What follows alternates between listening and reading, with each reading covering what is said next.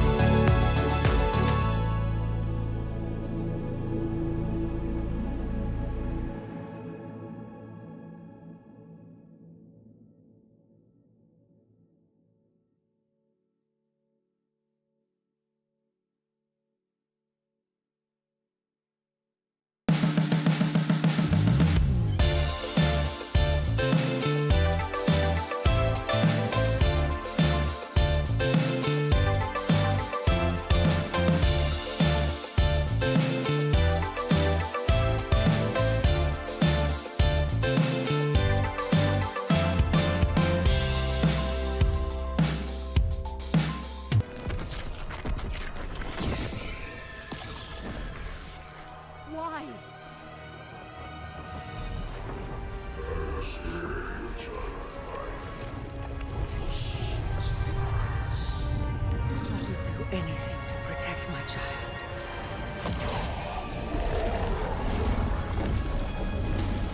As you command. We can't rely on Dr. Strange alone. We'll need to form a team.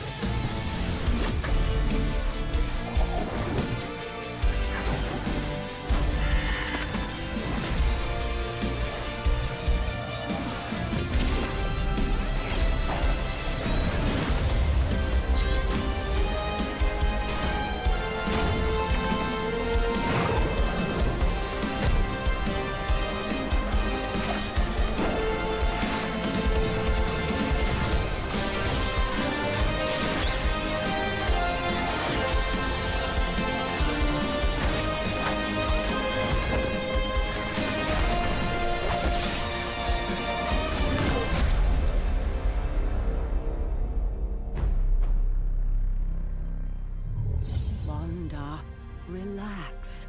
Sorry. I don't know if I'm ready. When the great Agatha Harkness tells me her apprentice is ready, I believe her. So should you. Now, our first candidate is Illyana Rasputina, or as she's known by the X-Men, Magic. As a young Russian child, she vanished from her family's farm. She resurfaced as a young adult, and ruler of Limbo. What do we know about her? Due to her mutant abilities and her age, Illyana was admitted to Xavier's school. Is she still with the X-Men? Not since her graduation.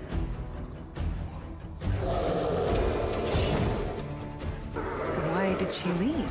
She prefers to work alone.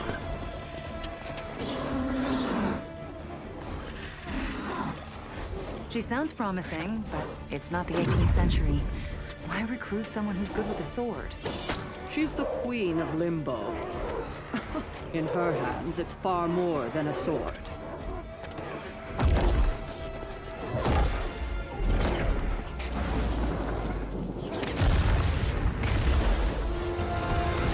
How should I approach her? That is entirely up to you. Why do you run from me? I offered you a throne. My only price was obedience. Without me, you are truly alone. Yet. Why resist? There are too many. You cannot contain me!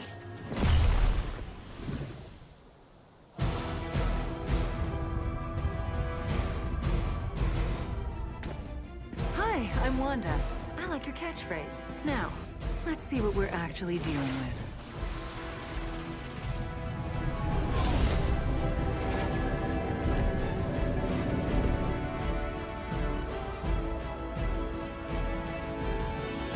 Looks like you have this covered. I'll make sure none get behind you.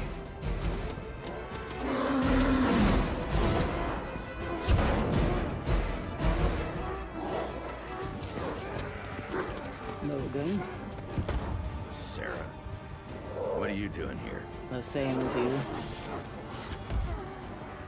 Watching over a youngin'? and doing my best not to step in. Ain't easy. But they gotta learn to fend for themselves.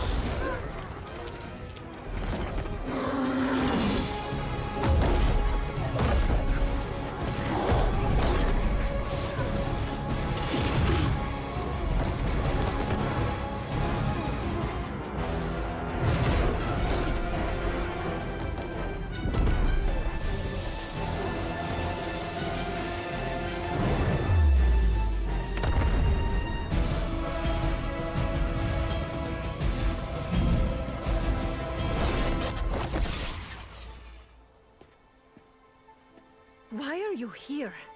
I was looking for you and found all this. I hope I didn't step on your toes. No. You knew not to fight my battle for me. So what do you want from me? I don't want anything, but I wouldn't mind someone I could trust to fight beside me. I can explain why, but we should get off the streets. There's a place I'm staying that's safe. Nowhere is safe. Not from them. The Abbey is outside of reality as we know it. Whoever those creatures serve won't be able to find you.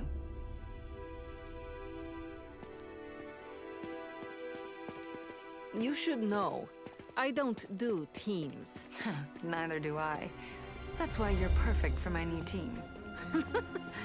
Looks like someone made a friend. Give my best to Agatha, would you?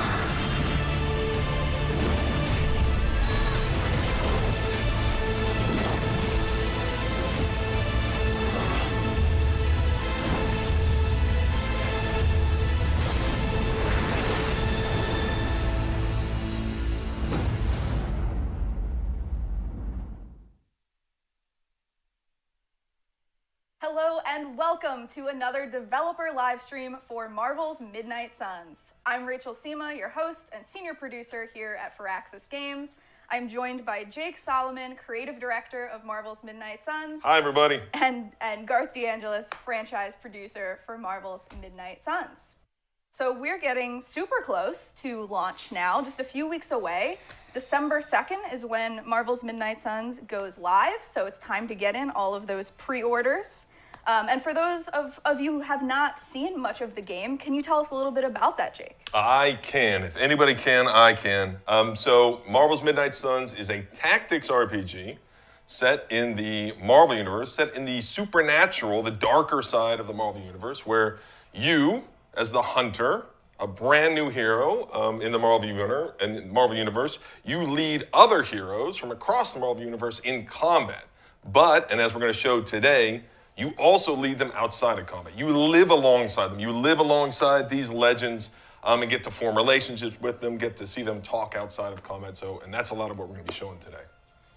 That's right. And can you talk a little bit more in depth about what we're going to be looking at today, Garth? Oh, I'm sorry, I stole that from you. No, you want me to handle that? You just set it up. You Okay. teed it up You teed perfectly it on up. a platter. Right. I appreciate it.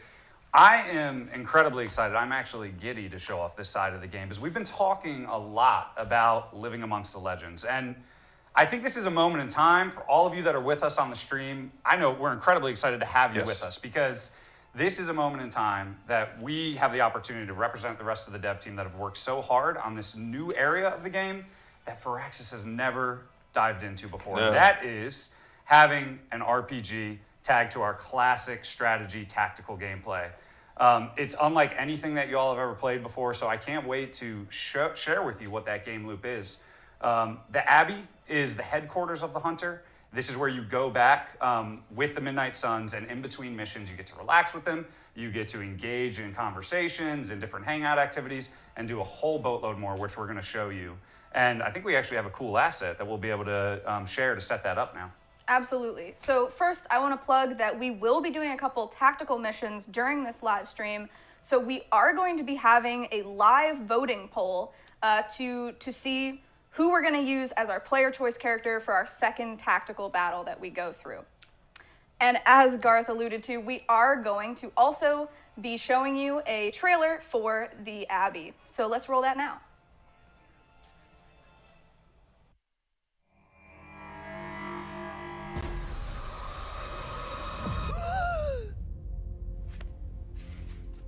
So cold, but the air burns with every breath. Has it been so long?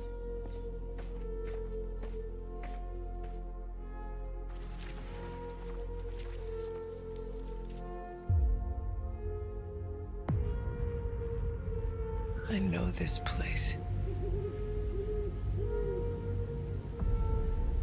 Well, we can fast forward through the tour then. The Abbey is still, well, you know, the Abbey. Dorms, war room, library, a few places to chill, and, whatever the hell the Forge is. Have to say, for a haunted transient castle raised on the cursed grounds of Old Salem, it's pretty cozy. Like most things on the grounds here, there's more to this place than meets the eye. This area is particularly attuned to the forces of magic. That's why the Elder God's influence was so prevalent here, and why our sanctuary here has remained all but impregnable over the centuries.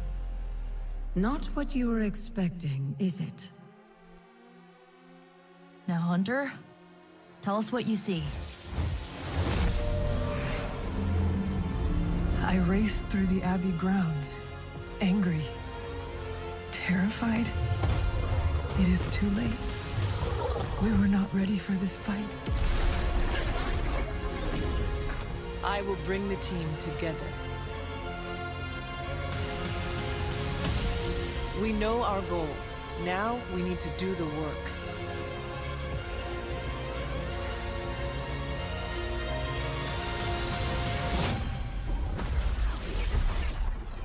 So, that's a good thing, right?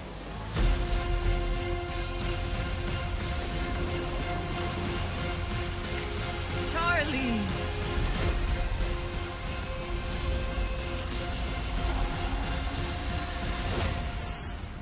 Before we begin, is there anything else I should know? Yeah, anything goes. Just don't touch the shades.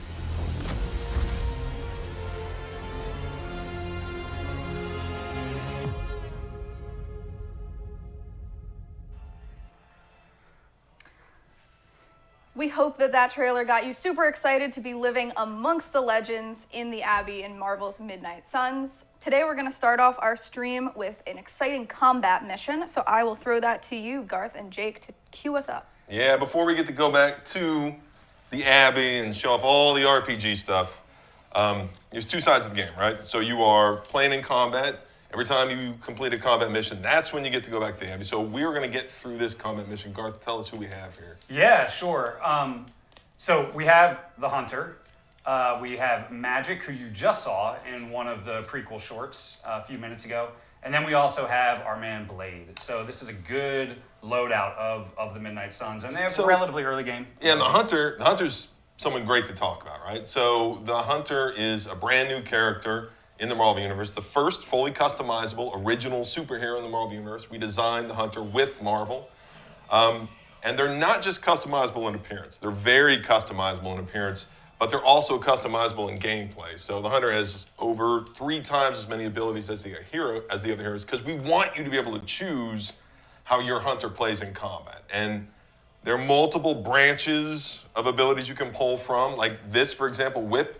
That's a Dark Hunter ability. And what that means is that it's super powerful, but it has a drawback. All Hunter Dark abilities have a little bit of a drawback. And That one there discards a random card from your hand when you use it.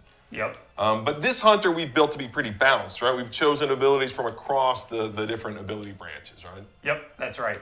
So yeah, we're going to talk a ton about the hunter. To set the stage for the viewers as well, too, we've showed a lot of different combat. I don't think we've shown, have we played a Protect Device mission yet? I'm not sure if we've done that, but it's one of my favorite objective types. And so you have to destroy devices sometimes. In this case, you have to protect a very important device from Hydra who want to take it out. And, you know, any good tactical game, you have the base mechanics, but then you have wrinkles on the objectives up top. Yep. So these, you know, you have to make decisions. Order of operations are so critical when you're playing combat, and these types of objectives really add wrinkles to those types of decisions. So do you want to tell what those little flags mean? So you've got to weigh all of your objectives. You've got to take out the enemies, and we're facing Hydra here. But some of these enemies aren't attacking you. They're attacking the device that you need to protect.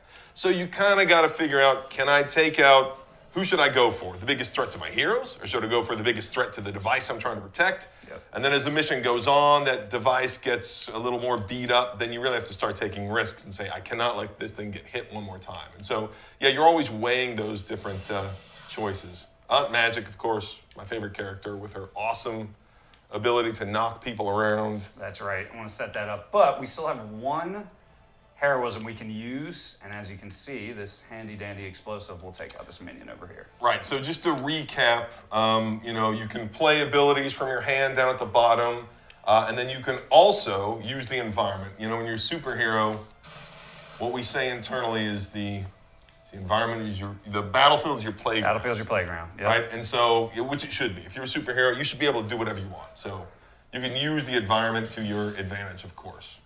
And for viewers who haven't seen our last streams, can you talk a little bit about the archetypes of the characters that we're playing with today?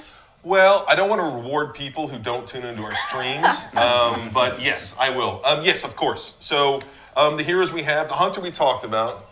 We also have Blade and Magic. So Blade, he's everybody knows Blade. Well, I hope everybody knows Blade. You gotta know Blade. He's the Daywalker, right? So he is half vampire. He's able to walk in the daylight, and yet he has all the powers of a vampire. In our game, tactically, he is a straight-ahead damage dealer. So he is awesome at dealing damage to single targets, and he can split up his attacks and chain those attacks to multiple targets. He also is good at imparting the bleed status effect. So as he gets more powerful, he'll start to inflict bleed on the people he attacks, and that means they'll continue to lose damage over time. So he is great damage dealer. Magic, her role is kind of control. So she can push people around the battlefield. She can bunch people together. So Magic is a really great teammate to work with other AoE heroes. Whoa, that was awesome. There we see her kind of controlling units, enemies on the battlefield, knocking them around. So yeah, that's kind of the role that Magic and Blade fill. And the Hunter, as I said before, can really fill almost any tactical role based on the abilities you pick and choose over the course of the game. So I want to target these elites over here. Because I believe they're both targeting the device. Okay. Yep, looks like they are. I have one card play left. Can I take them out with Gather? Yes. We did get a question from the Order of Dylan on Twitch. Can you clarify how the Hunter's light and dark spec works? Is there a situation where you declare a path and only have access to those cards, or can you truly set up a deck with anything from all branches? Oh, I'm glad you asked, Order of Dylan.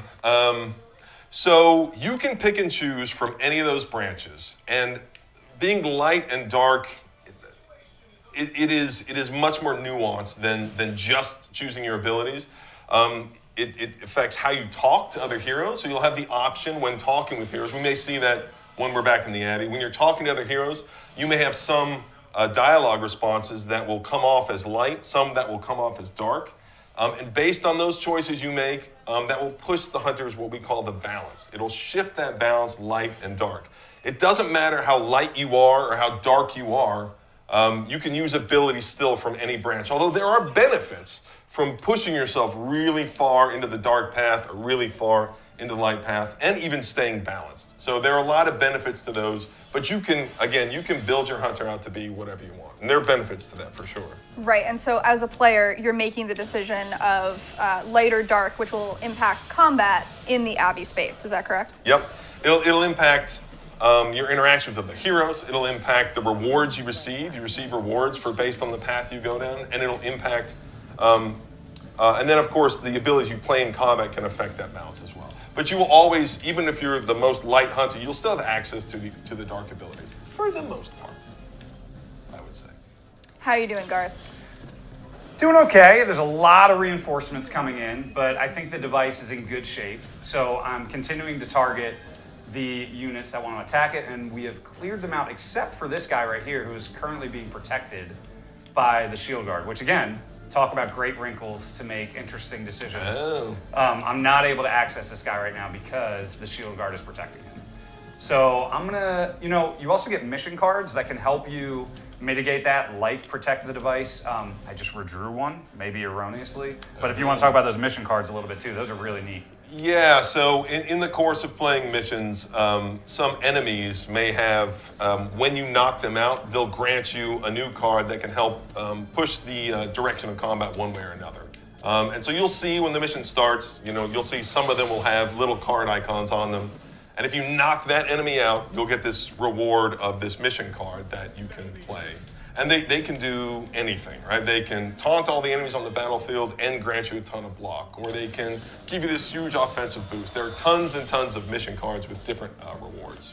And again, it just kind of gives you, as you were talking about that order of operations in a tactics game, you're like, well, should I take out, who has, you can see one of them has a mission card. Yes. Is it the shield guard though? We'll be able to tell in a second. I'm not sure. This guy's attacking. Let's see, our device is taking some damage, so I better take him out quickly. And as a reminder, we are running a Twitter poll at Midnight Suns. So if you want to help us choose who our player choice character for the second tactical battle will be, head on over there and vote in our Twitter poll. All right. Let's see, I want to get a good lineup attack here. Oh, wait, okay, can you highlight that elite real quick? So we'll show the mission cards we talked about. He's got, offensive rush, right? So if you play that, then for the rest of the mission, your heroes have a nice boost to offense. So I'm going to try to build up some heroism here. I luckily have some quick attacks and some minions on the battlefield. Position magic, so you could move into position and knock this guy out. Jake, we did get another question from YouTube. Does the light/dark split affect the ability to get the end game cards for the opposite path? My God, YouTube, that's an enormous corporation. I am honored that you have tuned in. I'm sorry, would you repeat that question again? Does the light/dark split affect the ability to get the end game cards from the opposite path? Can you have the best of both worlds, basically? How do people, that's a very good question, actually. Okay, what I'll say is, yes. Okay, so the legendary versions of the Hunter's branches, yes, they are affected by your balance over the course of the game. However, and I don't want to reveal how, you can even acquire the legendary cards of the opposite branch of your Hunter, but it's not easy and I'm not going to reveal how, but it can be done. So we don't ever want to completely close the door, but yes, acquiring the legendary light ability or the legendary dark ability of the Hunter will be affected by the balance rate you take. And what a good question. Must have been a designer on our team. That's right. But yes, good question. We got to keep some things mysterious. Yes. Some surprises when you play. We are down at the tail end of this. How are you doing? One shield guard. Let's take him out with some flair. You're doing fine. Yeah. Remind everybody that we have 8 difficulty levels, right? We do. So all the way up to Ultimate 3. We don't know what Garth is playing on. This is Ultimate 3. Ultimate 3. Oh, okay. Just don't check the. We're not going to pause and check the That's options. amazing. You are doing amazing. Yeah, look at that. Yeah. Now I'm going to get admonished probably for getting 1. So what do you think I got? 1 star? 2? Well, let's see. How many 2. Turns. There's a lot of turns there. Yeah, to earn the best reward for missions, you really have to. 3 Nice stars. Nice work. Nice. work. That's right, Joe Weinhofer. That's right. Oh my goodness. Don't Joe. worry about the difficulty to change. It's showing on there right now. It's oh no! Oh, let's move past there. Let's move past there. Oh, let's move past, guys. All right. All right. So we're gonna go ahead and complete sort of the mission loop or the gameplay loop, and we're gonna head into the Abbey now to take a look around and check out some of the awesome features that players can expect there. Oh, this is exciting. We finally get to show this whole section of the game. We do, and give us one moment. We're going to be jumping forward slightly into the Abbey. In the past, Jake, you've talked a little bit about how the Abbey came to be in Midnight Suns. Can you talk a little bit about that as we load this up? Yes, so we didn't intend, we probably didn't envision the Abbey becoming as big as it was. Some would say feature creep, and we would say no, it blossomed. Feature blossom, we would call this. What happened is that, we wanted to make a game with Marvel heroes that we loved, and we always planned to have this base that you could walk around. But what we found is that as you're walking around this base, you would see Captain Marvel, you would see Nico, you'd see Blade, and you're like, I want to talk to them. At any point, I need to talk to them, and I want them to comment on the mission we just went on, and I want to form a relationship with them. And it just kept growing. The things that we knew, like the fantasy that we felt as players that we were trying to fulfill, we knew that the game just had to grow and grow. And then eventually we realized, we kind of turned to each other, like, you realize we're making an RPG. Yeah, it wasn't enough to do justice, I think, to the IP. And also for what our team wanted to do to grow relative to something like XCOM, which the Ant Farm was great, but it's a lot more direct. It's menu driven. You go right to research, do your thing. You go right to engineering, do your thing. But this IP, you are developing relationships. You don't just have superheroes that are great in battle. You have these superhero personalities that it made perfect sense to allow the players to get lost in as well. In the shoes of the hunter and develop relationships with them. And it's nice starting here in the hunter's room. You're going to wake up every day in your room. This is not very customized hunter room. It looks like we just moved in, right? We got stuff, we got draping, we got boxes there. So over the course of the game, you can, of course, customize this how you want. And like you've done before, you can, take your own pictures and do your own thing, which is always super fun. And what did you do in your room? Didn't you put like your own pictures of the hunter everywhere in other people's rooms? I did. I took pictures of the hunter laying by the pool.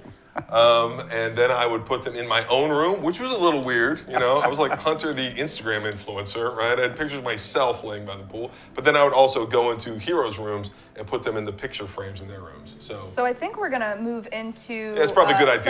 Some of the dialogue that we can expect to see. And before we dive out into the common room and the sprawling Abbey, there are a lot of different things that you can engage with, and it looks like Blade, who we just went on a mission with, has a private Superlink message for us. Right, Superlink being the social media of the heroes, right? Where you can see posts from the heroes, and a lot of that stuff is narrative, and it's meant to be fun. But they can also directly message you, and there's gameplay effects to that as well. Been watching the way you handle yourself out there, Hunter. So this is the result of investing some time with Blade and different heroes, right? And this is one of the results, the rewards of the friendship system. Yes, yeah. So friendly competition. This is a conversation we're having because we've invested time, as you said, with Blade, and you can do that in a lot of different ways. You can fight alongside them, spar them, hang out with them at night. And once you do, then you see they can react to things you say right there. Anything else I should know?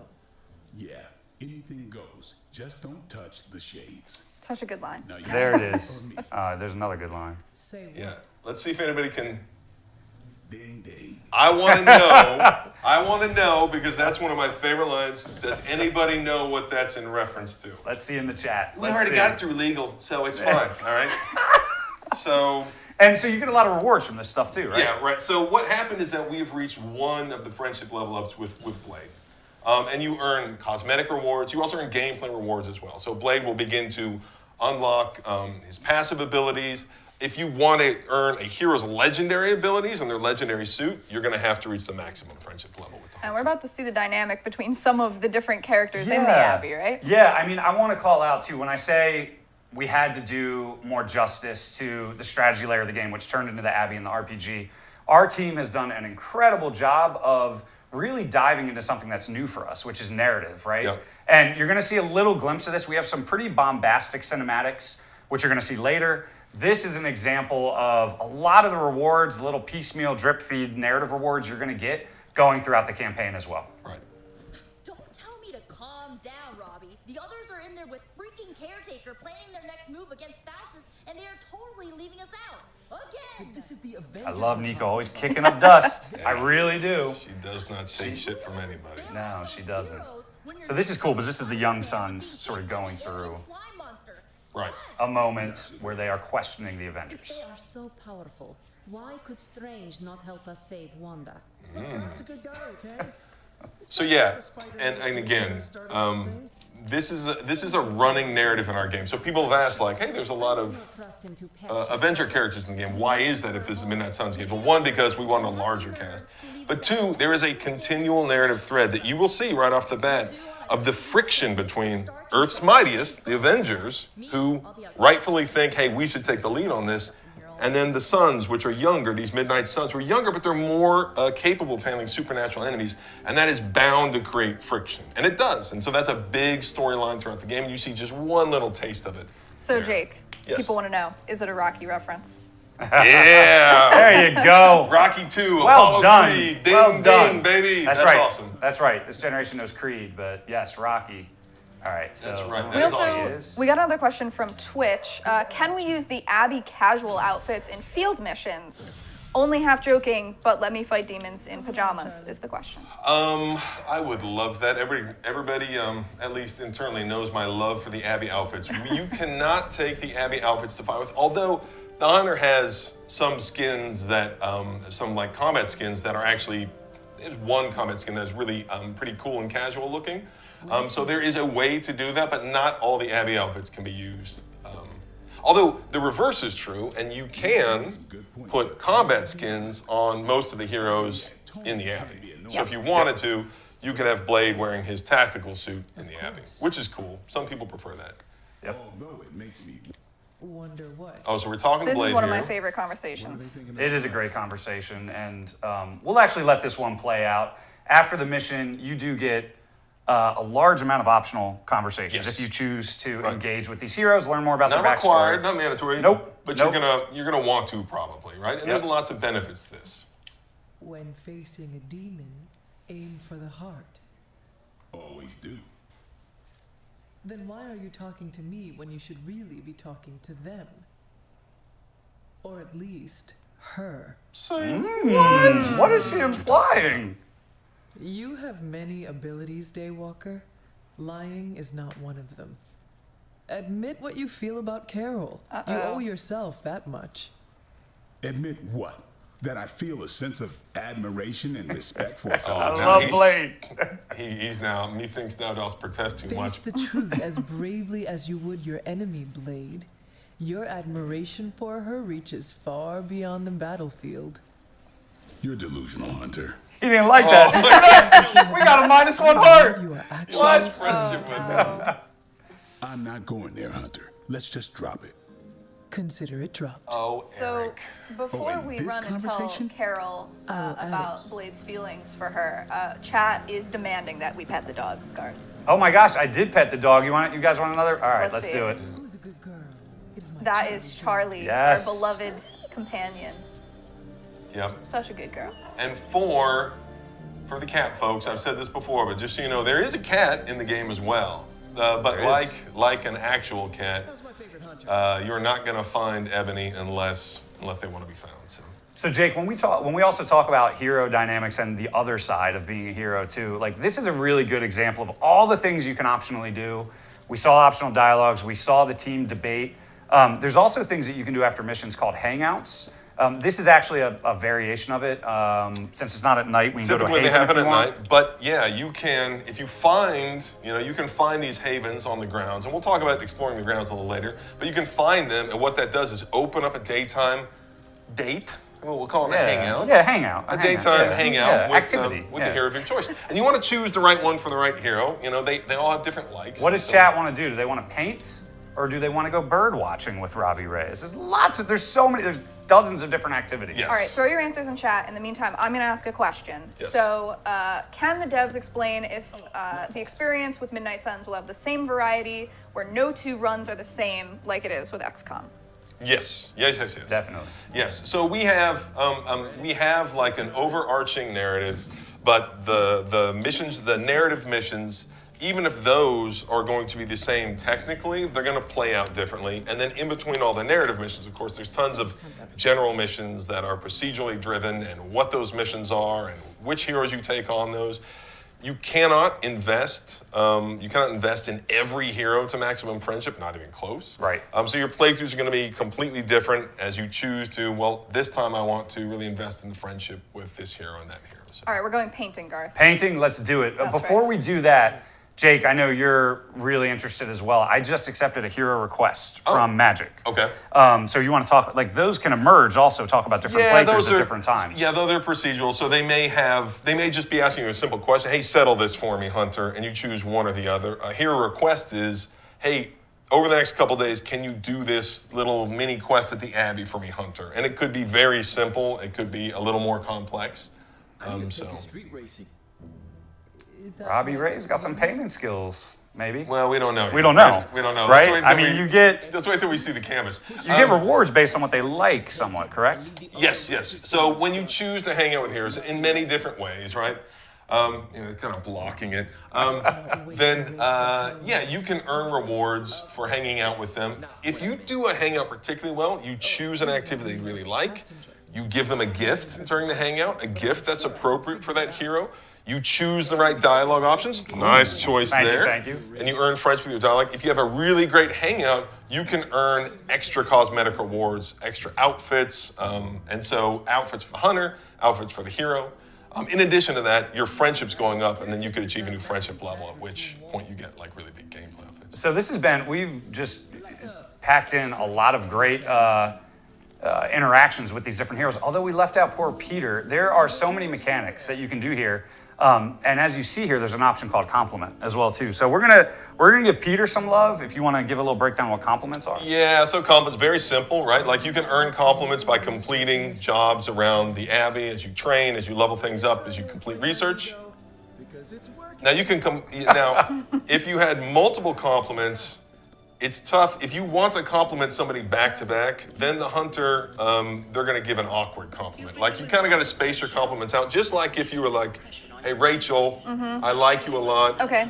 And then if I turned to you again, it was like, hey, Rachel, your teeth look nice. You know, right? The second She'll start being skeptical. She'll start getting a little skeptical. Right, Yeah, right? like, what do you want from me? Right, exactly. And that's how it works in the game too. So you kind of want to spread the compliments around, or you can just awkwardly compliment people. I guess you can play your hunter however you want. As we head into the Forge, we did get a question. If you drop below certain friendship level thresholds, do you lose any of the benefits like cards and passives that you've gotten?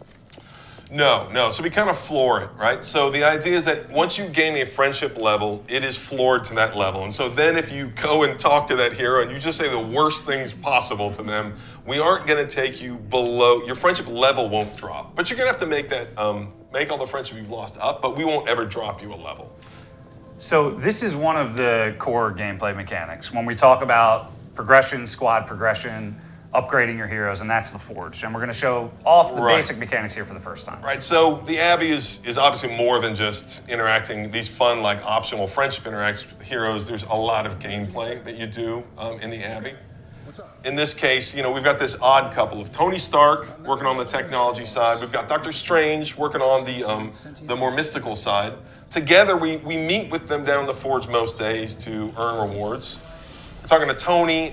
Almost when you return from a mission, you're going to have this resource called Coil with different rarity levels. You can bring it to Tony, and he will convert it into new abilities for you. And here we can select 2 abilities because we've upgraded our Abbey.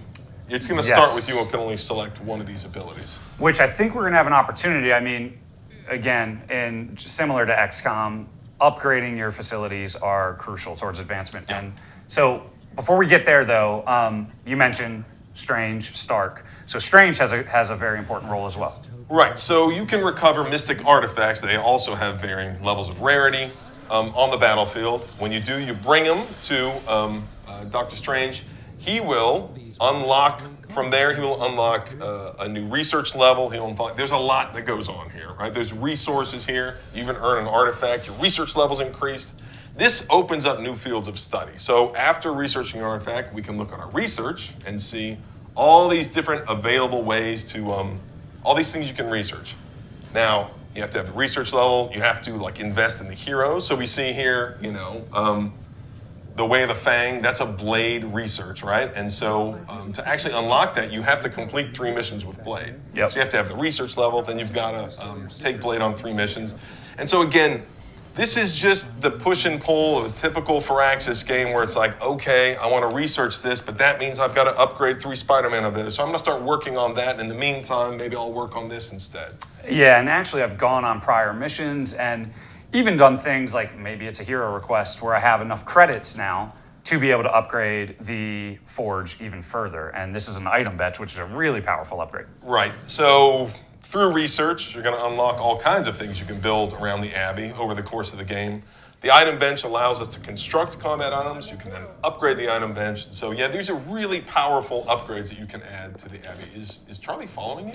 Yeah, I had her follow me. I always feel better when I have my trusty dog by my side. Okay. There she is. So this is the item bench, which we just purchased. And this is the start of it. There are so many cool abilities that the team has come up with that you can add to modify your basic cards that your heroes have. Awesome. So we talked a little bit about upgrading cards. So you want to head over to the We are. To the yard? That's where we're going now. Amazing. So that's the Forge, which is really the start of your basic hero progression. And now we are entering the yard, which Blade oversees.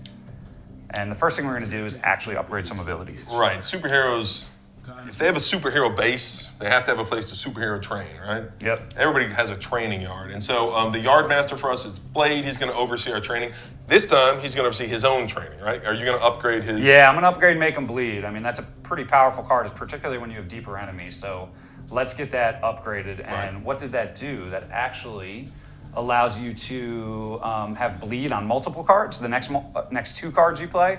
For 3. It's going to draw 2 of his abilities now. Yep. And the next 3 damage, the blade damage card is going to apply bleed. And I think we can also upgrade one of the Hunter's cards since we now have 2 slashes. We can turn slash into slash plus, which... Right. Every ability in game, of which there are hundreds, can be upgraded. And I'm not even going to talk about, you can also modify every ability with random perks. That's later in the game, but your abilities can be upgraded and modified very extensively. Now, back to developing relationships. This is another vector that you can engage in to really bond and grow with some of the heroes, correct? Yeah, so sparring, it's a way to grant different types of rewards, typically a combat bonus for the hero you spar with. Just as importantly, it builds friendship with that hero. So you also kind of want to spread this around, choose who you're sparring with. But yeah, so we see here like, and then you can obviously make a very cool poster. That is a very Spider-Man pose. That's a great Spider-Man pose right there. To the animators and the artists. Look at that, boom. We did get a question from YouTube. Are the abilities you unlock in the Forge random, or is it dependent on who you currently have in your team? So it is dependent upon who you took on the last mission.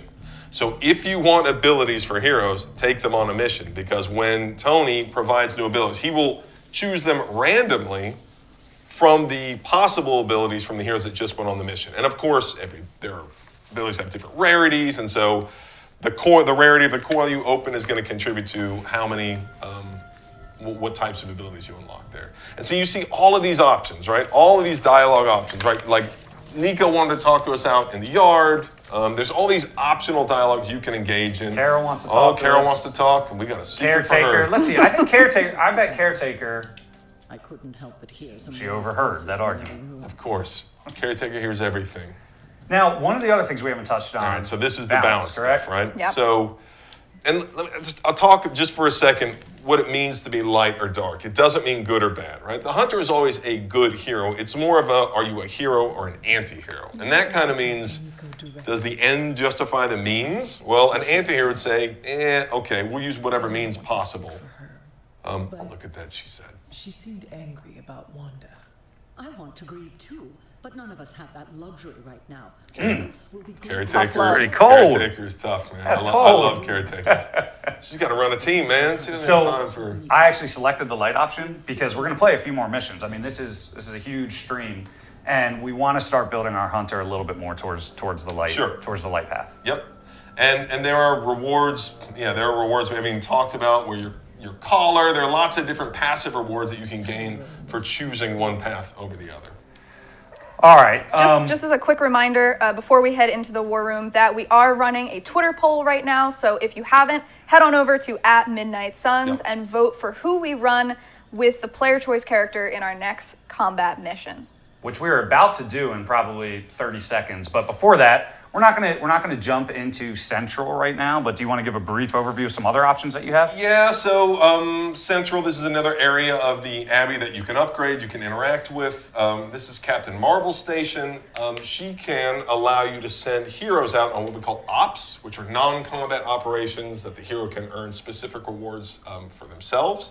They're little narrative operations where they can earn hero-specific rewards, and so that's a whole area of gameplay as well. All right, you guys ready to go on another mission? Let's do it. Let's do it, and we will find out who we are taking on our mission. Now, while we're waiting too, again, I cannot understate how amazing this team has done with pulling off an epic, huge story, narrative story. And I talked before about, you saw a sequence. We also have some great cinematics that set up some of our Golden Path missions. And that's what you're about to see. And then we're going to go on our first narrative mission that really has a whole little mini arc bookended around the mission itself. So you guys are going to get a chance to see some of these really cool cinematics and get introduced to a new character. We do have the results of our Twitter poll up. Uh-oh. So Spider-Man has won out. Let's do it. Our favorite. Luckily, we just trained with him. I don't know. Maybe he'll be ready to go. There you go. I mean, everybody loves Spidey. You can't deny Spidey. All right, here we go. There it is again. That strange gamma energy signature. Green numbers, as Bruce says. The Hydra tech we found is saturated with the same fluorescence. And what does Dr. Banner have to say about that? Can't get an answer from him. He's gone off the grid. AWOL. Happens sometimes when he's working something out. What kind of something? The really big kind. Then what now? We find ourselves another doctor who specializes in creepy gamma science. Just so happens I know of one who recently opened up shop in the area. Of course, he's barking mad. Faustus. One and the same. Well, I suppose you two do have some catching up to do. Oh, you know, Hydra secrets, dastardly plans, the odd bomb launched in my face. How soon before we begin the hunt? Based on the intel we've recovered? Now. I love Let's Carol. go. She always got the drama. I love that. Now, and by the way, Blade hates this poll because he was like, did you tell Carol about me? Did you tell Carol what I said? All right, so we took Spidey. I just want to check out my deck before we start. You always want to make sure you have your latest cards. Looks like Carol might have something. Yeah, so we have an upgraded one step ahead. I want to put that in my deck instead of the baseline. And that's better for her. You got to play cards to get her into her binary state where she becomes incredibly powerful. She's an absolute nuclear weapon when she gets charged up. So. And Spidey does have a combat bonus. Right. So because we, hey, this is great. Yeah, this is good. Yeah. So good choice, Twitter. Because we sparred with him, he earned a bonus, and that means that at the start of the mission, he is going to the entire squad will start with 3 heroism, which is awesome.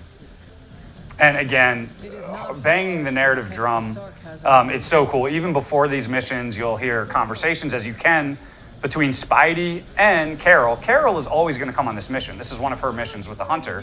But even Spidey or any other wild card you bring may get involved in that conversation as well too. Yep. So there's so much narrative depth to this game that the writing team, the Abbey gameplay engineers pulled off.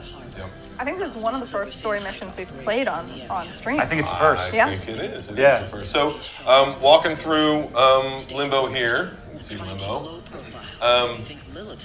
Lovely, isn't it? Caretaker kind of gives us the breakdown for our mission, so she's kind of letting us know what we're heading into here. We are headed out to the docks, where old Faustus and Hyder are busy. That's right. I don't think we've talked about Faustus. Well, guess what? Faustus is in the game. He's a real son of a gun, too. Yes. She will no doubt be very temperamental after such a long journey.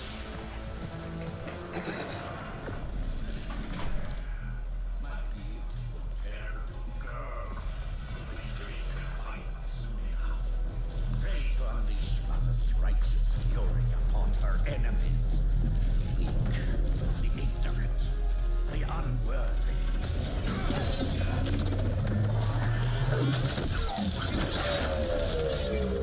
My point exactly. Well, that certainly looks familiar. Dark magic.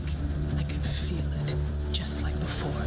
Plus, he's boosted the gamma signature. Must be the new and improved extra evil model. Ah, yes.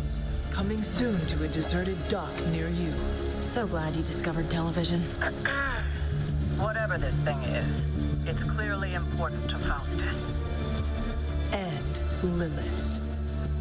Which means it's worth a closer look.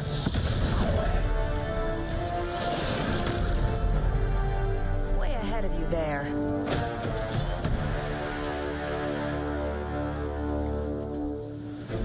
Drama. All right. Love it. Gets me pumped up going in. And it really is a nice alternative to the general missions that you can go on over and over. These missions do have higher stakes. They have narrative stakes, and they help push things forward. All the cinematics. Yes. Cinematics. Right, Rachel? That's right. Yes. Rachel was a very, very, very big part in our cinematics, so she and her team deserve a lot of credit for that. Yeah, credit to the team. We made a ton of awesome content. A ton is right. Yeah, right, Rachel? There is a Rachel ton. and I had lots of conversations about that. That's right. If you like narrative content, if you like awesome storytelling, this is definitely the game for you. Yes. All right, so we have Spidey. As a result of the poll, we got Spidey. What we want to do, just talking tactically here, just to recap how these heroes work. So Captain Marvel is an absolute offensive powerhouse, but she has to build up to it. So she needs to play a lot of her abilities before she gets supercharged. Spidey is great at distributing damage to multiple targets. He's also great at using the environment, right? So actually this is a pretty good pairing. Spidey and Captain Marvel's a pretty good team up. And then what kind of hunter do we have? We're just starting. It's still a relatively early game hunter. There's some light abilities in there, so we're starting to build the light hunter. Okay. And we have a marksman, is that right? We do. Yes, they are, they're a pain in a good way, in a fun, tactical way. Here we're going to show off Captain Marvel's photon beam.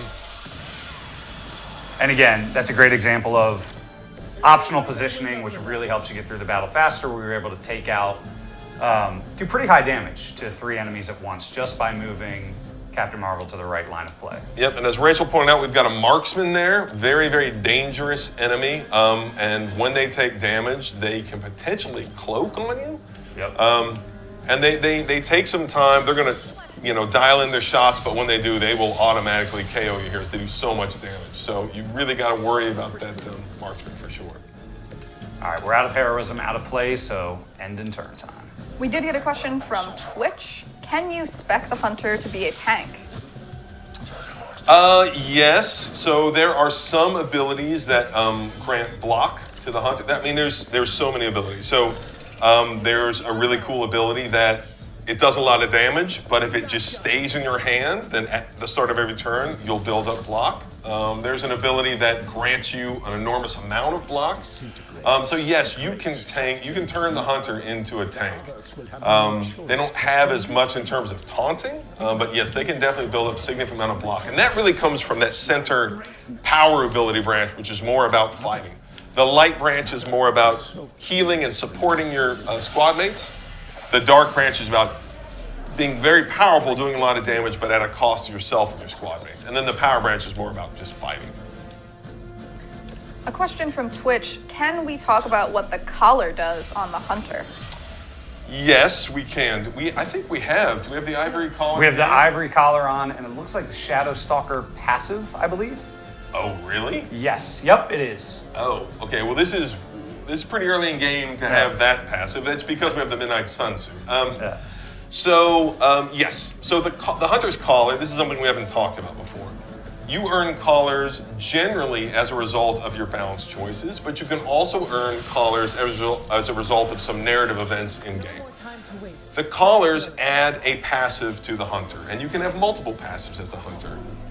But these first basic collars, they reward you for every light, if it's a light collar, then you'll be rewarded for every light ability you play. Eventually you can build up to be granted a reward. Oh, and I don't want to speak over this awesome cinematic. Oh, do you want one?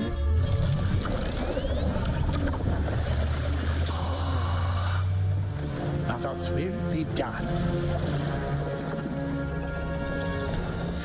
Typical.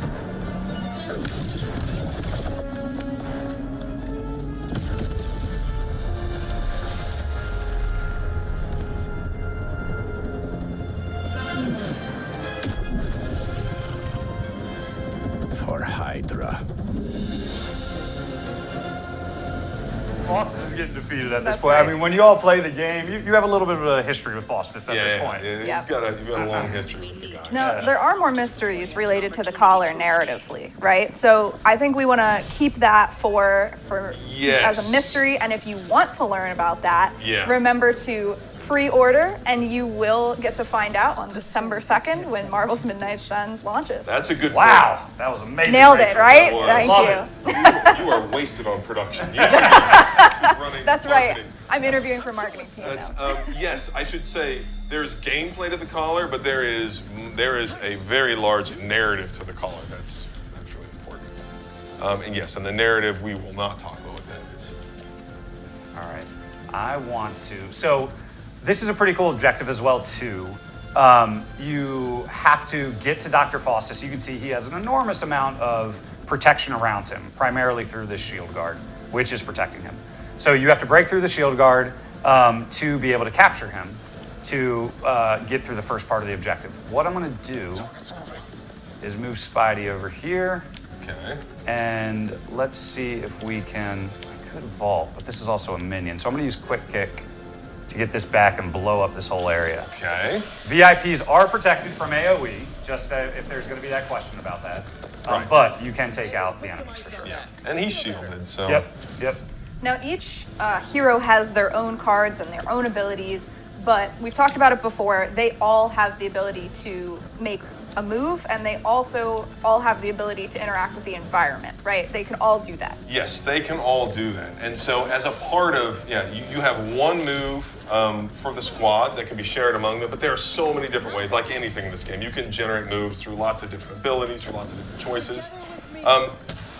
But then also, yes, every hero can use the environment. And so you can spend heroism to use the environment. Spidey, on our team, Spidey is definitely the best at that. He's always a good choice, and he earns passives that'll make him even better at that. But yeah, you can definitely use the environment with any of your heroes. I have one heroism left. Let's see if I can do anything else. Could certainly take out that minion. I could vault. Oh, that would be cool. We'll take out this guy with this mission card, which would give us golden opportunity, which is very strong if we want to use that later in the mission. That's good.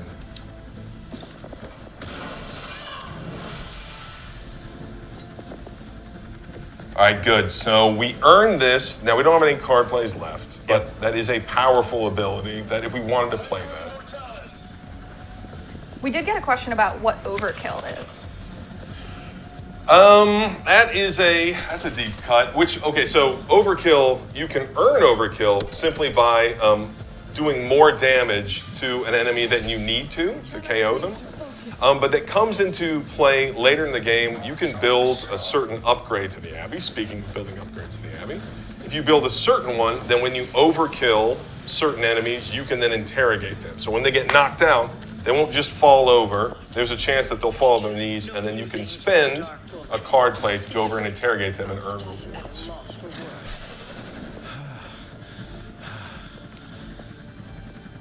guessing the Darkhold doesn't have any spells for boosting your card. There we go. All right, so we have now captured Faustus. Uh-oh. But as the card would have told you, if you read that before... I didn't read it. I was pressed A. Capturing That doesn't Faustus, happen, right? that calls in reinforcements immediately. And I'm sure you'll be fine. Yeah, I think I'll be fine. Let's see. But yes, there are now a lot of bad guys. Now, some of the reinforcements that come in, they're not immediately going to attack our heroes. They're just bodies, but that's a lot. It's a lot of bodies. Yeah, that is a lot of enemies. It's all right. We will thin them out here. We have the world's mightiest. Let's see how this goes. Do it in style. I will try. I'm trying to get built up to photon beam. That would be great. Is she binary yet? She is not binary. Okay. If you switch to her, let's see how many cards she needs to play to get to binary. Oh, just one more. One? We're going to be fun. Do you have photon beam? I do have photon beam. Oh, we don't have the heroism. So we could play a skill, her skill. What is... Oh, no cards will be drawn. You can't play it because you already have 4 cards in your hand. You know what? Well, I'm You could going redraw to redraw one. knee strike. See what I get. All right, play one step ahead. Yes. For her, which will give you the heroism you need to do photon beam, and also give you the card play you need to go binary. This is some deep tactics we're doing here. That's right. Now you can go binary. Do we have a move? You haven't used our move yet, have you? I have not used a move, so now you can we position have everything her. we need. All right. Oh my Find the gosh. Now best we have to place. find the best line. Right. Which looks like it might be roughly. You think I can get these 4 guys? Yeah, sure. Yeah. Move there. Move Let's over. do it. Yeah. I think you can. Right You can get about them there. Here. Yeah. All right. So again, this is a tactical game. Positioning, of course, is incredibly important. We're going to use that to line it up there. There we go. There it is, right? There it is. There it is. Oh no, that last guy's not. There he is. All right. I think there's going to be like a new category of satisfying content on TikTok. Like, there's like slime videos. It's going to be like liming up photon. That's right. Liming up photon. Some ASMR type. There you go. All right. So we thinned it out pretty well, but there's still some work to do. Oh, the shield. So the shield guard, tell him what the shield guard did and then what he did unintentionally. Right, so what the shield guard did was he has an ability where he discharged the amount of energy, so he does this big AoE attack. And we tell you ahead of time, his AoE attack is going to go off here. Now, his AoE attack went off. It didn't hurt anybody directly, but it did blow up a barrel, which was next to him. And when the barrel blew up, then it damaged him, and so he ended up knocking himself out. So that is just the beauty of positioning and tactics. So, Mr. Nightsings on YouTube asks, are there upgraded weapons or are they all purely cosmetic? the weapons that come with the hunter's suits are cosmetic. And so you can change those. So no matter what skin your hunter is wearing, no matter what suit you're wearing, you can swap out to different weapons from different suits. And so the way that we represent the values of those skins, since it comes with the weapons, is in the passive. So every time you earn a skin from the hunter, you earn a different passive. And it doesn't matter what skin you're wearing, you can also swap out the passives as well. Just threw him over the edge. That is very satisfying as well. That's TikTok category there we number go. 2. Oh no. Oh. Have we? No, we haven't. Oh, okay. This is going to be a little reveal here. Okay, so what we have here is we're going to show a villain that we haven't talked about. People may have seen in some promotional materials, but we haven't talked about. Yep. We're about to start a new story with. Who was chosen to learn his secrets in the one true tome of creation? Do you really think I could be afraid of you?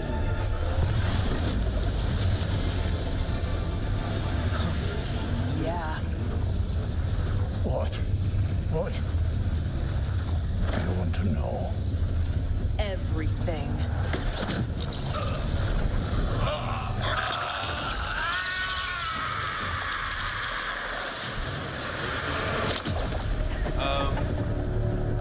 That's an Easter egg. But first, let's talk about this. There he is. So, Crossbones is Black Ops Division. You should see the file Steve's got on the guy. That's a villain in the game. You will fight him a few times, and he is a beast. He is a beast. He's not fallen. He's just a villain serving Hydra. But that shot on Faustus is meant to be an Easter egg. So if people want to dig deep to find out what that is, that's a reference we made to a very early comic there. Look at that comic cover right there. Yeah, that's a cool comic cover. What a nice payoff. Again, fully editable. You guys can put these in the frames. You can share them on social media manually. This is such a cool system that the team put together. And we did get a question that I think nicely leads into our next Abbey segment, which is, what is gloss?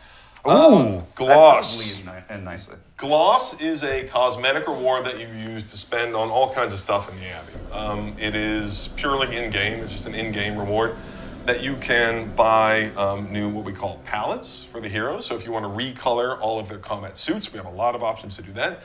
If you want to turn one of your photos into a painting, you can spend gloss on many, many different things. You want to change your hair, you want to add makeup to your hunter, you want to change the outfit that your hunter is wearing. All of these cosmetic options cost gloss.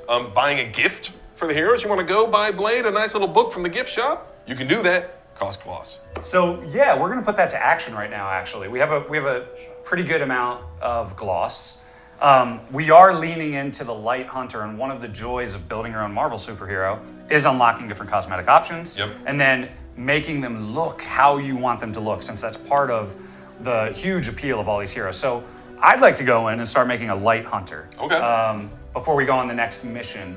I think, she's passing that threshold. This was her sort of resurrection look, but there's a lot of cool things here we can do. Yeah, I mean, we always show the same hunter just to be consistent, but there are a lot of cosmetic options the player has. Now, some of those, like the full eyes there, those you're gonna have to find over the course of the game. Something else we don't talk about very often on stream is that there are 2 body type options for the hunter as well. Yes, that's right. That's right. So you can change, and that you have to do at the very start of the game. You can't do that here. But yes, we have 2 different body type options for the hunter. 2 different voice actors. 2 different voice actors. Fully both voiced. Of them incredible. Yeah. Fully voiced. You have something in mind here. You're definitely going for a look here, huh? Yeah, I'm thinking almost like the White Wizard or something. I definitely have something in mind. Let's see what we can get. So also, you can also get different armor types. You're not gonna put eyeshadow on? I'll put eyeshadow on. You want eyeshadow? Yes. Yeah. All right, let's put on some eyeshadow. Our artist did an amazing job. Obviously, there's so many options that we can't just sit here and show everything. But yeah, you can choose what kind of eyeshadow, and of course you can choose the color you want for your eyeshadow. And then of course we have eyeliner, different versions of eyeliner, and lipstick, and just put some silver eyeshadow on there. Yeah, look at that. Actually, that looks good. Good call. See? We did get a question from Twitch. In a previous stream, you said that battles last 15 to 20 minutes, reading our receipts. How long is an average visit to the Abbey? That's harder to define. That is much harder to define. It's a good question. I would say that depending on how much story and how much you like to interact with the story, there are a lot of optional options for you as a player. Whoa, look at all those skins. And so it could be 10 minutes. If a mission is 10 to 15, it could be 10 minutes in the Abbey. It could be shorter if you're not doing all the optional content. It could be a lot longer if you say, oh, today's the day I'm gonna go out and explore the grounds. I think that's the key with any good RPG. There's so much optionality there. If you want to go straight line to combat, you almost can. Of course, you want to upgrade your cards. But if you want to immerse yourself more in the world, there's all these options to talk to all these heroes and legends at your discretion. Right. All right, we got a pretty good look. Do you like the Battle Hunter? Yeah, that's great. And cool. See that? Can you show the palettes real quick? Yeah. Just to show real quick.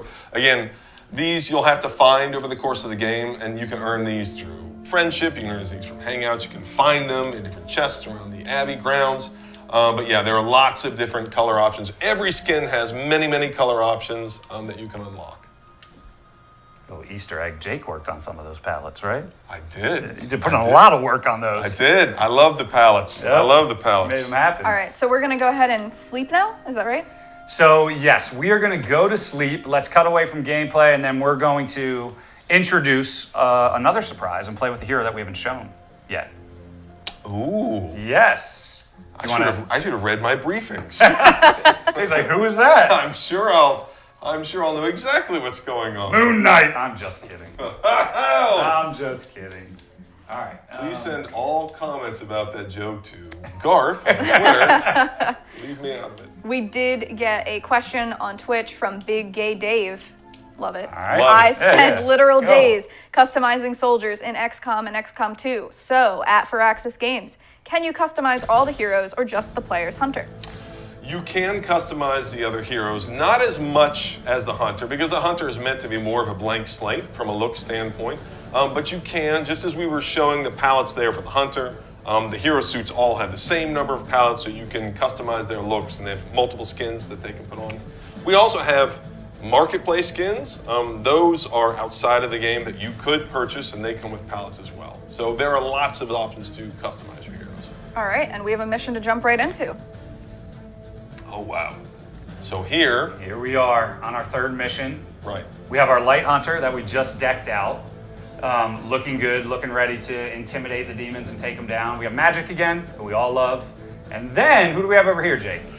So this is Wanda Maximoff. This is the Scarlet Witch. And I think that this is a nice pairing because based on the previous prequel short, we talked about how Wanda and magic kind of met up. And they have a decent history in the comics, especially recently if you've been reading the recent X-Men comics. Yeah, it's a great pairing, and they pair up awesome tactically because what I said before about magic is she's great at grouping enemies, controlling them and their positioning. Well, Wanda is a very big AoE hero, and so she does lots of area damage or area effect abilities, and so she is perfect when she is paired.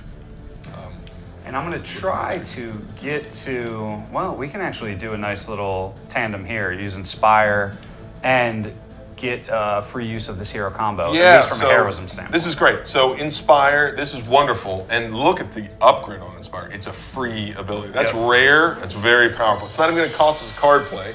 And because we only have one heroic ability in hand, you knew it was going to turn our hero combo into a zero cost ability. So that is a huge Now, win. who do we want to use this on? I think the obvious choice is cut through the Guardian, but there's some other enemies on here. Have we played against Revenants yet? Do you know? Oh. So you might want to introduce the Revenants a little bit. Do not want to let Revenants hang around. There's all sorts of new enemies we haven't talked about at all, I think, here. Yeah, there is. Have we fought a Nest Mother? I don't think so. We haven't fought a Nest Mother? Oh my gosh, Jake. What are we doing? Who's in charge of this stream right now? Yeah, so let's talk about the Revenant first. So the Revenant are very, very dangerous because what they can do is link their souls with another enemy. And that, when they do that, what that means is that they cannot be knocked out until they and the enemies they're linked with are fully knocked out. So they will just keep reviving each other and sharing health and reviving each other and sharing health. So once they link up, you're in for a long fight. It makes them particularly gnarly, but they're fun from a tactical sense. They are. And of course, they do exactly what you'd expect for a second ability. They drain health, and they can heal them and their soul link buddies up together. They also are attracted to bleed, correct? They are. So if you can, they will attack anything that's bleeding. The last target that was bleeding, they will attack, even if it's an ally. Right? Anything that's bleeding. Right. Which there's some really cool deep tactical gameplay Why, there. did you guys bring a can combat imagine. item that inflicts bleeding? Didn't. What do we got? We got salve, healing Well, salve. why are we talking about it? No, I'm just kidding. Should have brought Blade, right? Blade is great. Against the Revenant, which the Revenant is kind of an alternative name for vampires. So you would expect Blade to be great against them, and he is, right? So we have lots of new enemies, but let's talk a little bit about Wanda as a character. What's it like bringing her into battle? So she is very, very powerful. You have to play through a bit of the game to get to Wanda, and we won't say why. Because we've already talked about the fact that you'll also be facing, Wanda in multiple forms. Maybe. That's right, and you can find out on December 2nd when Marvel's Midnight Suns comes out, right? Yes, Wanda right, bad? yes. Wanda good? Somebody should make a movie about that. Anyway, yes, so Wanda is very powerful. She builds up power over time. Everybody has sort of like a key thing they're great at. Wanda is area of effect. So she has a really powerful passive that anybody who's close to her, whenever the turn starts, she can damage enemies. Let's see what we can do here with her first ability. This is Hex Field. That's Hex Looks Field, like it's right? critical, which is great. So you're going to need to move, right? Because it's anybody around her. And so you see, when you move as Wanda, it shows you this is her area of effect. Now, the cool thing about Wanda is that she has a skill that will then increase all of her area of effects by 25%, or if you upgrade it by 40%. So you can get these massive area of effects on Wanda, and then she can kind of take over the battlefield. Leave some for the rest of us. So we showed those combat items. Can we talk a little bit more about combat items and how they work in Tactical? Yes, so, we showed a little earlier, we actually built the item bench, and as we said, you can upgrade it. You can research combat items, you can find combat items. The way combat items work is that they are free to use, you can use them at any time, and they can have really powerful effects. I think we only have some basic ones here, but you can get up to like legendary combat items that have incredible powerful effects. The thing about combat items you should think of them as akin to potions, because when you use them, they're gone. You're gonna have to replace them when you go back to the Abbey next time. So there is you're kind of strategically thinking about, man, if I use this combat item, I'm gonna have to replace it, like a potion. But I would say, like we all know about potions, don't leave them until the end of the game, Mm-hmm. Right? We always end up with too many potions. They're there to use them. They're there to use them and get you out of a tough spot. We did get a question from Twitch. Does the mission ever force you to choose a certain hero so they're all leveled evenly, or unused heroes, do they level as you go? So, we have a system where heroes, if you haven't used them, there is a minimum level cap. And as the hunter's level increases, we will always keep other heroes within 2 levels of them. So, even your unused heroes, they will continue to level up, so they're viable from a combat standpoint, but really, level is a very small part of how powerful a hero is, because if you're not using a hero, you're probably not upgrading their abilities, you're probably not modifying their abilities. So they will still be underpowered compared to your other heroes, but they will always remain viable because there are so many heroes on the roster, by the end of the game, you're gonna have 13 heroes to choose from, that you can't keep them all leveled to the same level. And so we want to make sure that at any point, if we say, hey, there's this Nico mission and you really want to go on it, that's fine. She'll be fine if you haven't played with her at all throughout the game. She'll be fine and still a viable character, but there will be a power level difference. Oh, look, our collar just fired off there.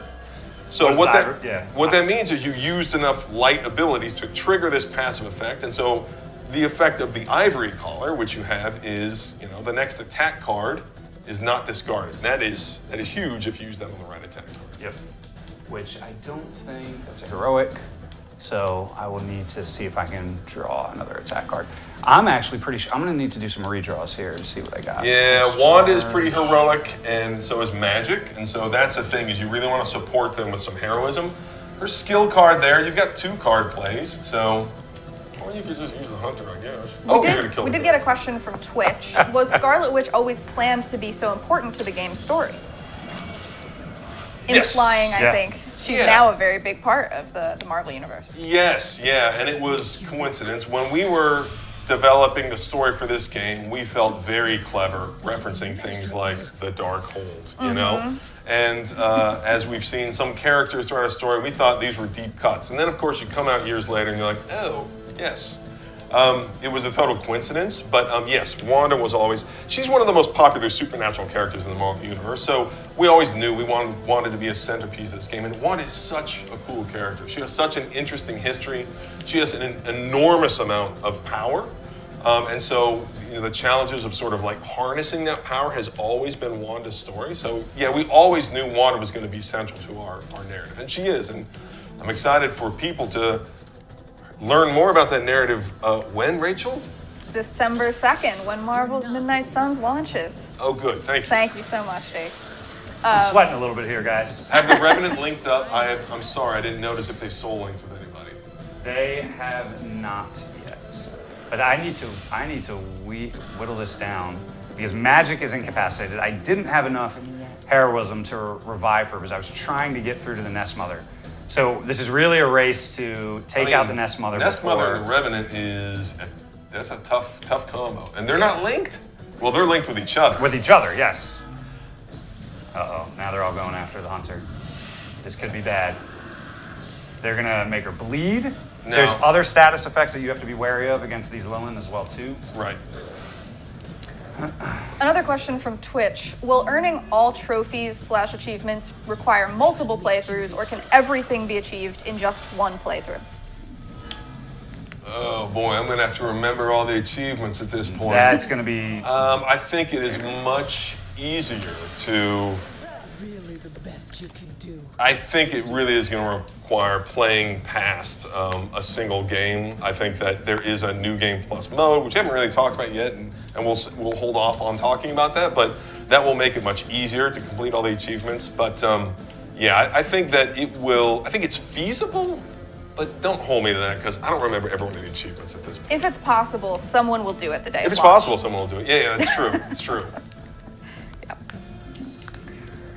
Oh, Garth, you've resulted to shoving the Nest Mother at this point? Look, I am rushing the Nest Mother because I am in a little bit of trouble here. So okay, you've got Unleashed, although you don't really have a lot of card plays. Unleashed is going to give you 2 heroism. It's going to give me 2, so maybe I do it. And then your Hex Field's going to be a little more effective. You've got Patience, which is one of my favorite hunter abilities. But Patience would take her out.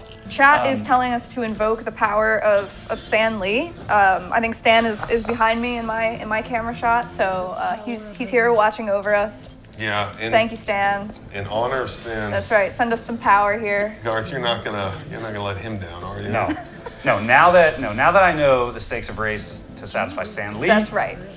We are going to get focused and get this done. He would say, cry Excelsior and let slip the dogs of war. So.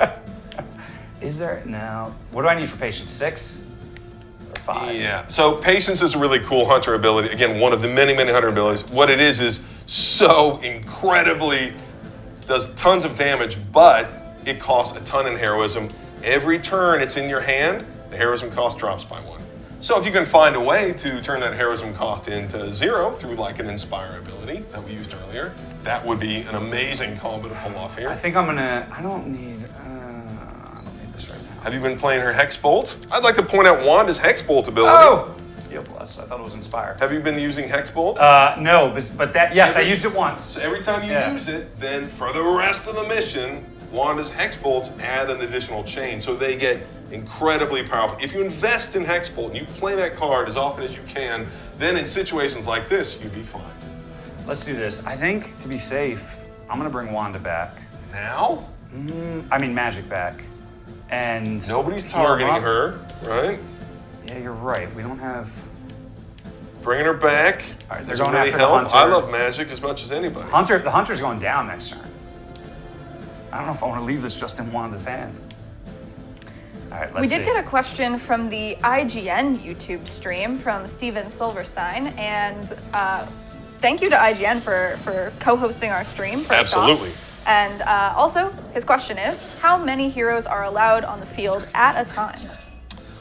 Okay, so I'll say generally 3. Some missions, 2.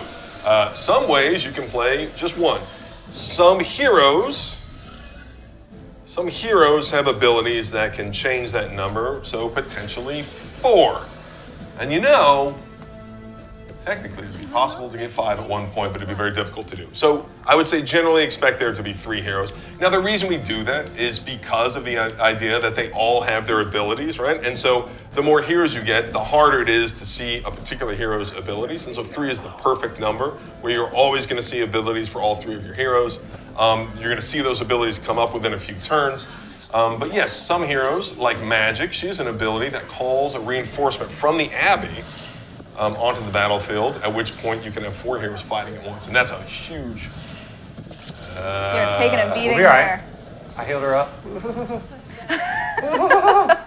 So something else we didn't account for were the monuments and the altars. Okay. And after I attacked the Nest Mother, she went into concealment, which I forgot to check what the altar was, what the modifier was on the battlefield. Oh boy! And now I'm shackled. Let me talk. Who designed this thing? Let me talk about the Monument of Men. Oh, plus they're getting healed. Thanks, Jake. The thing about the Nest Mother, she's the general of the Lilin army.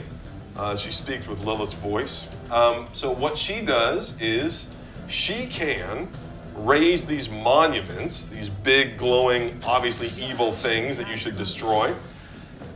Every time one of those is raised, it has some passive effect that either hurts the heroes or it helps the enemies. And if too many of those things get raised by the Nest Mother, you are going to be in trouble. Come on! So the Monument of Shadows there, what that means is that every time you attack a Lilin, they have the chance to disappear, conceal after they're attacked. Which is what happened here, and that is... All right, so we're gonna use Wanda. All right. There you go. Yes!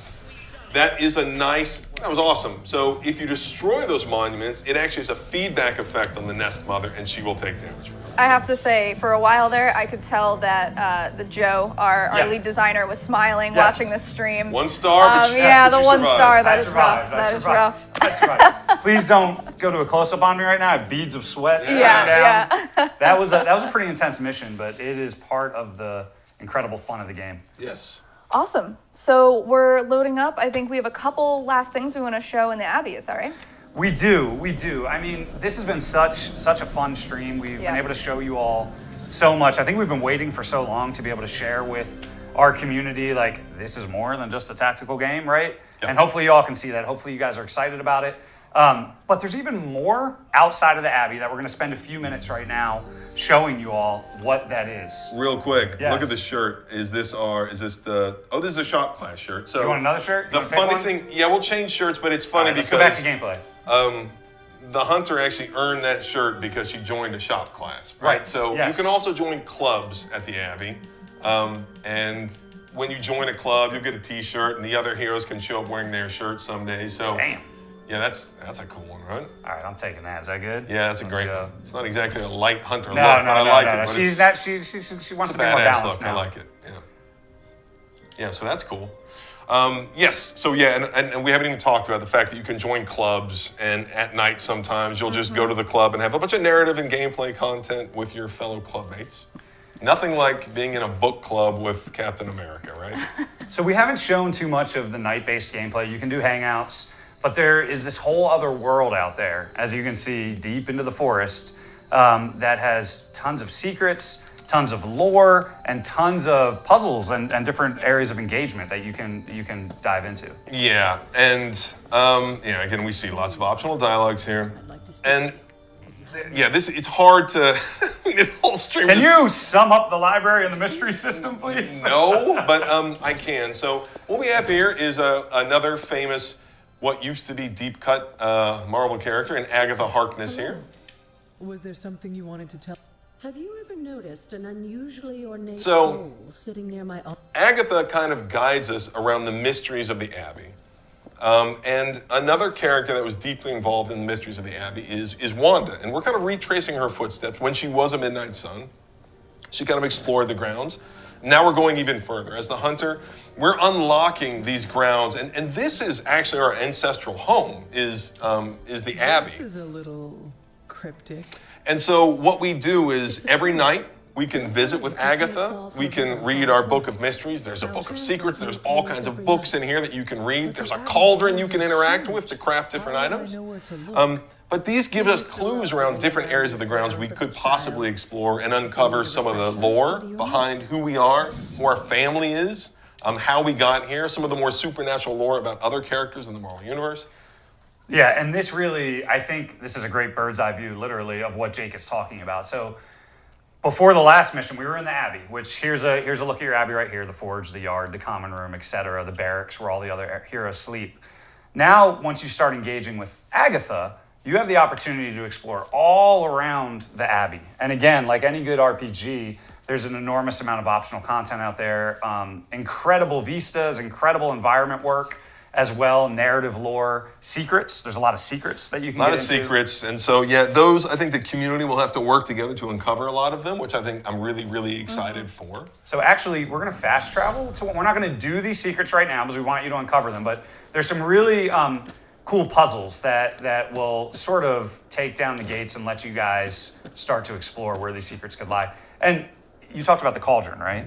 There's reagents you can pick up. There are reagents, and again, this is tied to tied to rain, tied to weather. There's a lot of things here, but you can collect reagents. You can also collect recipes, which players should be familiar with.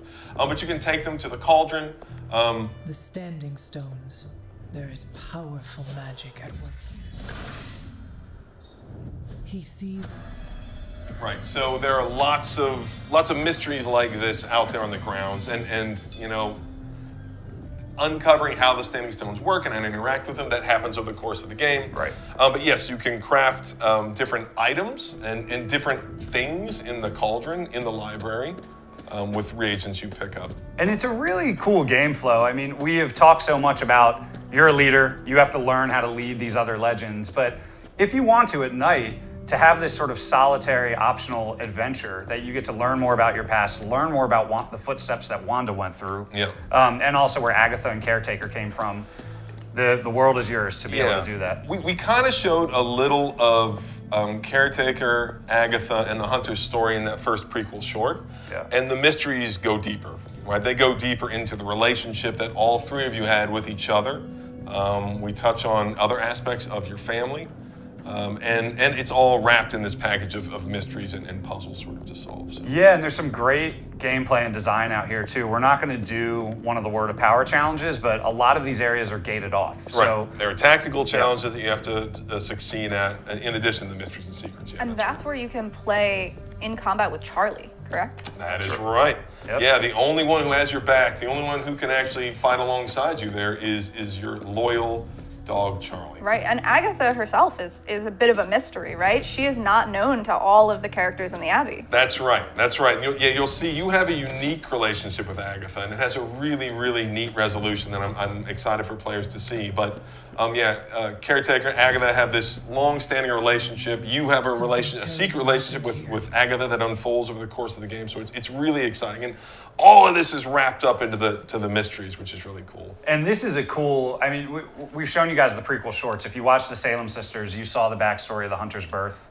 Caretaker, Agatha, and also a little-known character named Hiram Shaw. We have the roots of those types of story beats in the game. This is Hiram Shaw's church, and there's a whole mystery side quest that you have to go through to sort of uncover what happened here, and then it helps the Hunter progress to the truth of their backstory. So it's a ton of content here. I think we're going to leave it at that. Yeah. But we wanted to show you guys a little tiny trickle of what's out on the grounds. Yeah.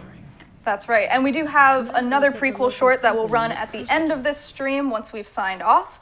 And I think it's really exciting to see all of these prequel shorts going live, giving more lore and backstory to the game. Yeah, I think people are loving them. It is so cool to see them out there. It really is. It is. And to be able to have this moment to share the full game loop with everybody as well too. I hope you all are enjoying it. I can't wait to see if you guys have additional questions. It's at Jake Solomon on Twitter. Don't ask me anything about what happened. But this really is a game that this entire team's proud of. We cannot wait. We cannot wait for you guys to play it. What is it? 2 weeks? What is it? Yeah. What we got? What's December the date again? 2nd. I don't know. Yeah, I don't know how many days. I don't want to think about it. I'm excited. It's very soon. Yeah, so don't forget to follow us on socials, at Jake Solomon, but also at Midnight Suns. Get ready for pre-orders and make sure that you're ready to play the game on December 2nd. And I think that's it from us. Thank you so much for tuning in and exploring the Abbey with us. We can't wait for our next developer live stream.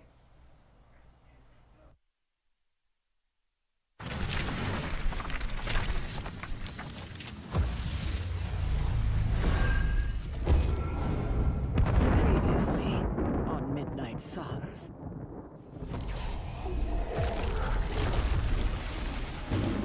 As you command. We can't rely on Dr. Strange alone. We'll need to form a team. Our first candidate is Illyana Rasputina, or as she's known by the X-Men, Magic. How should I approach her? That is entirely up to you. Hi, I'm Wanda. You should know. I don't do teams. Neither do I. That's why you're perfect for my new team.